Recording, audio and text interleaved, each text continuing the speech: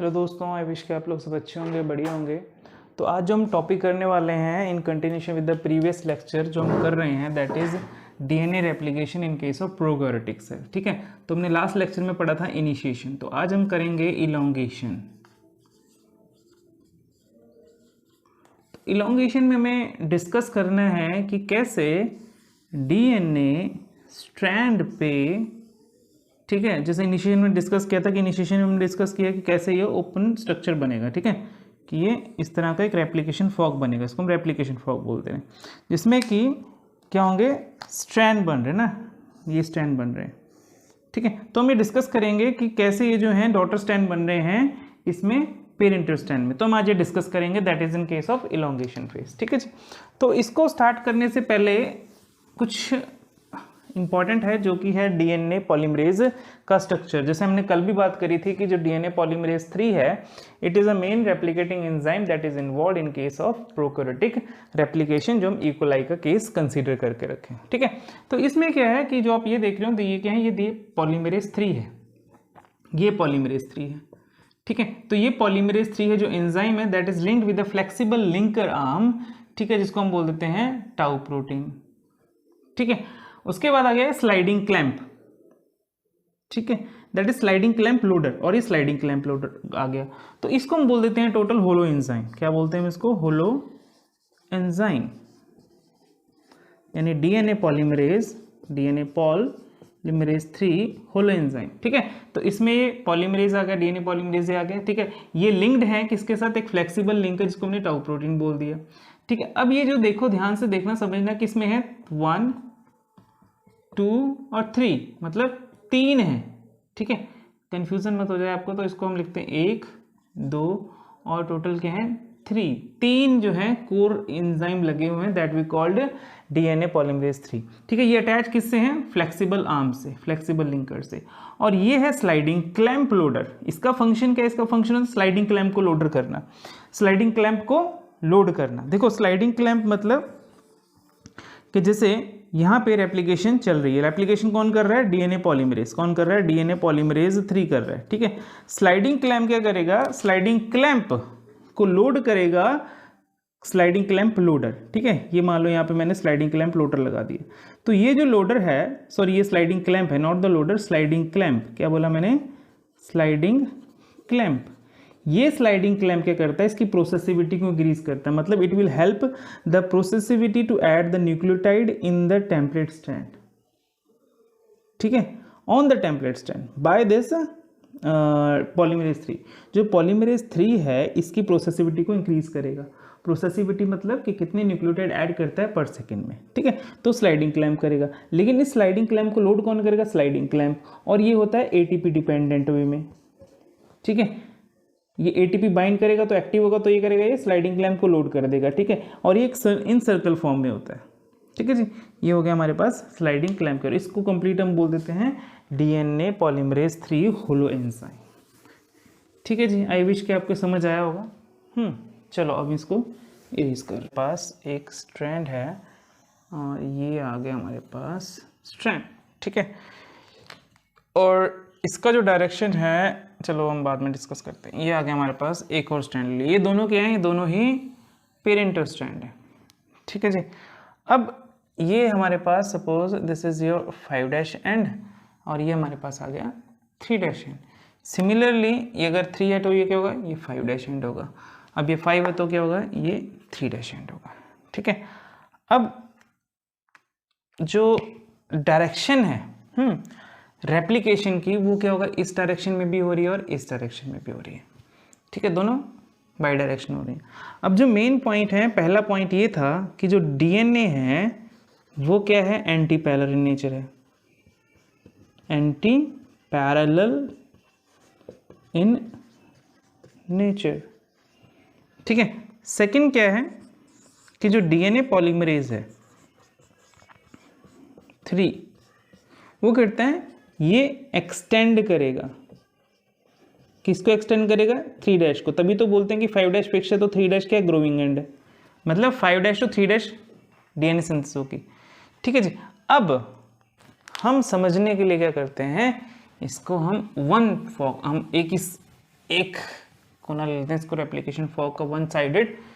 ठीक है, तो ये है आपका 5 तो ये होगा ऑब्वियसली 3 ये है 3 तो ये होगा हमारे पास 5 है। ठीक है, अब इसमें एंजाइम काम कर रहा है, क्या कर रहा है एंजाइम? हेलिकेज काम कर रहा है। ठीक है जी, हेलिकेज क्या कर रहा है? हेलिकेज क्या कर रहा है? इसको थोड़ा ऊपर कर देते हैं।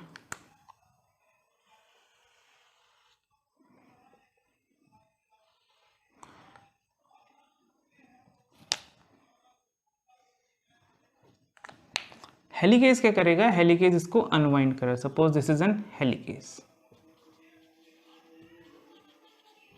ठीक है, हेलिकेज क्या कर रही है? जो हाइड्रोजन बॉन्डिंग है बीच में, ठीक है, बिटवीन द बेसेस, इनको क्या करेगा? तोड़ेगा, तभी तो स्टैंड अलग होंगे। ठीक है, उसके बाद जैसे हमने अभी स्ट्रक्चर भी पढ़ा है डीएनए किसका?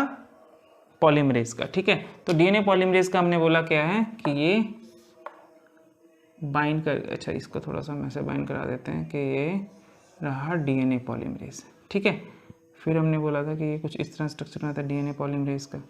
ठीक है, और हमने इसको बताया था कि इसके क्या है? मेनली 3 कोर एंजाइम थे।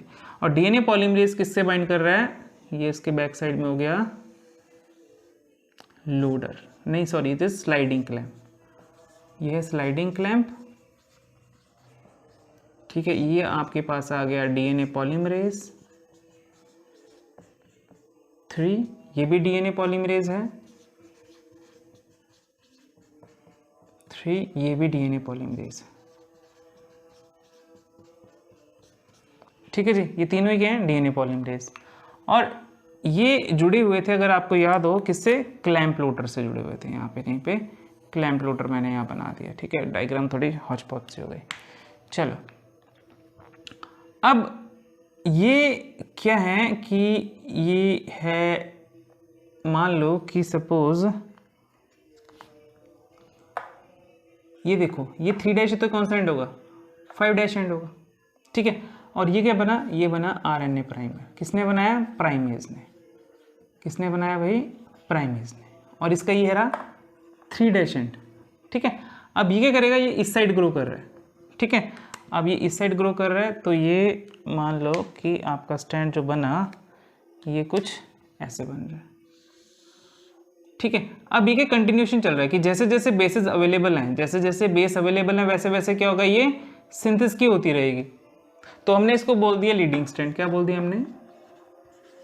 Leading strand.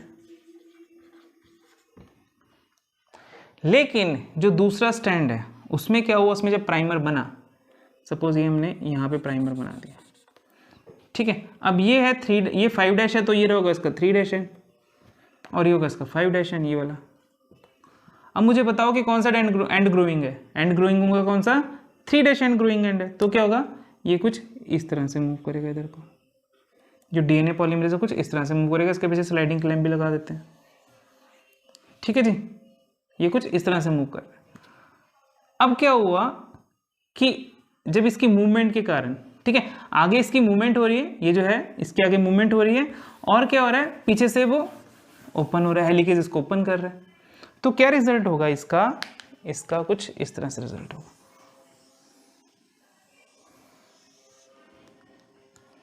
ये हो गया लीडिंग स्ट्रैंड, ये कुछ हो गया, ये कुछ ऐसे स्पूल्ड आउट हो जाएगा, ये हो गया लैगिंग स्ट्रैंड। क्योंकि ये जो डीएनए पॉलीमरेज है 3 है, और ये जो आपस में तीनों जुड़े हुए हैं, एक जुड़ा हुआ है लीडिंग स्ट्रैंड से, एक जुड़ा हुआ है लैगिंग स्ट्रैंड से, और जो तीसरा यूनिट है वो फ्री है। ठीक है, अब जो ये तीसरा यूनिट था ये क्या करेगा? ये जाके बाइंड होगा यहाँ पे। ठीक है, लेकिन ये पहले बाइंड नहीं होगा। ठीक है, और ये अप्रोक्सीमेटली कितने न्यूक्लियोटाइड फ्री होंगे? ये अप्रोक्सीमेटली होंगे फ्री अप्रोक्सीमेटली 1000 न्यूक्लियोटाइड फ्री होंगे जब नेक्स्ट राउंड ऑफ रेप्लिकेशन चलेगा। ठीक है, मैं वो नहीं बना रहा हूं आगे।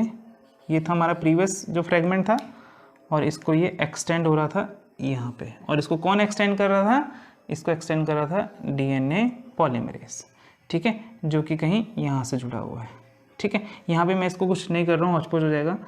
ठीक है, और एक डीएनए पॉलीमरेज यहाँ जुड़ा हुआ है जो कि इसको एक्सटेंड कर रहा है। इसके पीछे स्लाइडिंग क्लैंप भी लगा हुआ है।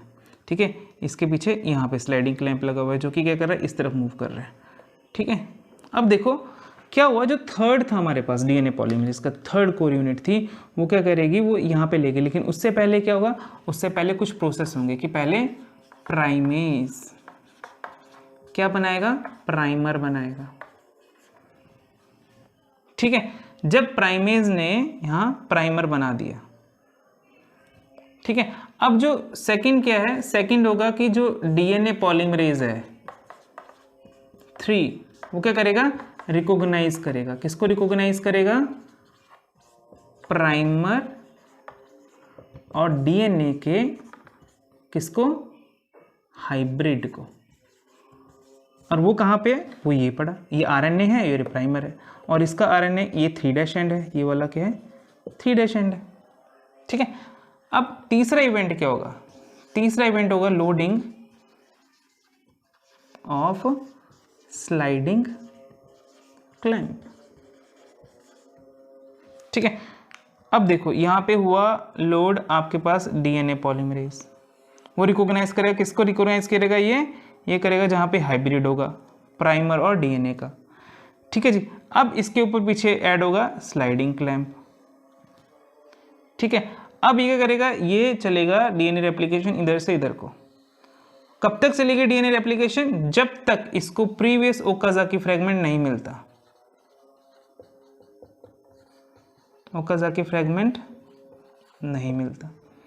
ठीक है, तो ये बना था फर्स्ट ओकाजाकी फ्रेगमेंट। अब जब क्या हुआ, डीएनए पॉलीमरेज यहाँ पे पहुंचा, ठीक है, जहाँ पे उसने देखा कि यहाँ पे क्या है, मैं इसको यहाँ पे पोजीशन चेंज कर देता हूँ, थोड़ा सा समझ आ जाएगा, है ना, कि ये क्या हो गया, ये आ गया डीएनए पॉलीमरेज यहाँ पे, और इसके पीछे लगा ये स्लाइडिंग क्लैंप।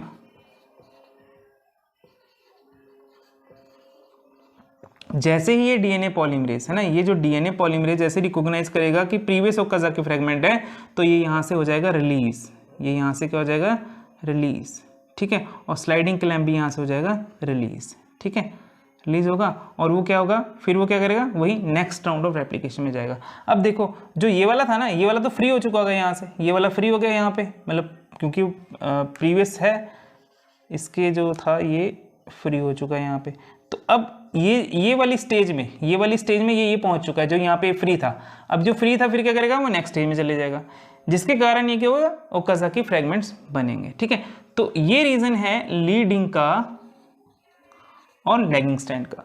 अगर मैं इसको दो ही लाइनों में डिफाइन करूं कि what is the reason of leading and lagging strand, ठीक है, तो मैं उसमें बोलूंगा कि there are two main points.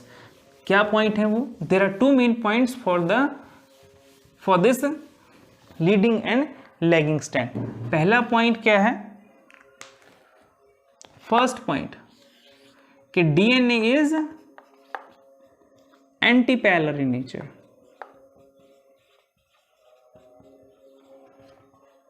Parallel in nature.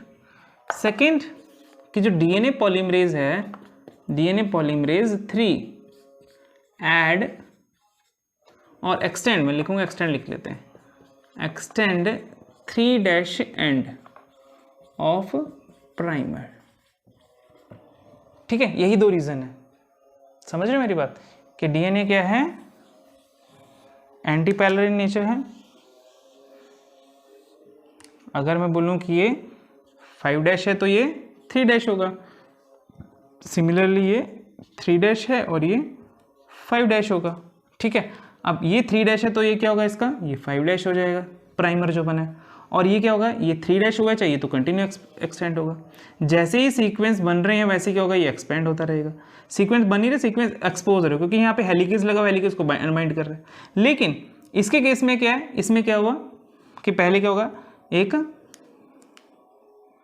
बनेगा आपके पास प्राइमर, क्या बनेगा, प्राइमर। अब ये है 5' तो ये कौन सी हो जाएगी, ये 3' हो जाएगी। तो एक्सटेंड कौन सी साइड होनी है, इस साइड होनी है। ठीक है, ये एक्सटेंड हो रही है। ठीक है, अब मैंने बोला कि जब थाउजेंड्स के बेस पर एक्सपोज हो जाएंगे तो उसके बाद क्या बनेगा, अगेन प्राइमर बनेगा। ठीक है, प्राइमर फिर ये 3' होगी, फिर से एक्सटेंड होगा। कहाँ तक एक्सटेंड होगा, जब तक इसको प्रीवियस ओकाजाकी फ्रेगमेंट नहीं मिलता। जैसे ही मिला तो यहाँ से डीएनए पॉलीमरेज है, स्लाइडिंग क्लैंप है, ठीक है, ये क्या हो जाएंगे, रिलीज हो जाएंगे यहाँ से। ठीक है, फिर क्या होगा, फिर से एक्सपोज होगा, कुछ पोर्शन एक्सपोज होगा, फिर से क्या हो रहा है, फिर से प्राइमर बन रहा है, फिर से क्या हो रहा है, फिर से वो यहाँ पे डीएनए पॉलीमरेज लगेगा, फिर स्लाइडिंग क्लैंप लगेगा, फिर से सिंथेसिस होगी, फिर ये कब तक होगा, जब तक उस प्रीवियस होकर जाके फ्रेगमेंट नहीं बन रहा। अब इसमें जो 3 इवेंट हो रहे हैं, प्राइमेज का फंक्शन, दूसरा डीएनए पॉलीमरेज का रिकॉग्नाइज करना, ठीक है, तीसरा डीएनए जो स्लाइडिंग क्लैंप है ना, स्लाइडिंग क्लैंप लगा देता हूँ मैं, स्लाइडिंग क्लैंप, इसका लोड होना। तो ये तीनों हैं, ये प्रोसेस जो है लैगिंग स्ट्रैंड में रिपीट हो रहे हैं, लेकिन लीडिंग स्ट्रैंड में क्या हो रहा है, सिंगल में ही चल रहा है, कि इसमें कोई नहीं हो रहा, इसमें एक ही प्राइमर बना और वही जो है कंटिन्यूशन में चल रहा है। ठीक है, तो इससे हमें 2 चीजें पता लगी कि लीडिंग में क्या है, ओनली 1 प्राइमर,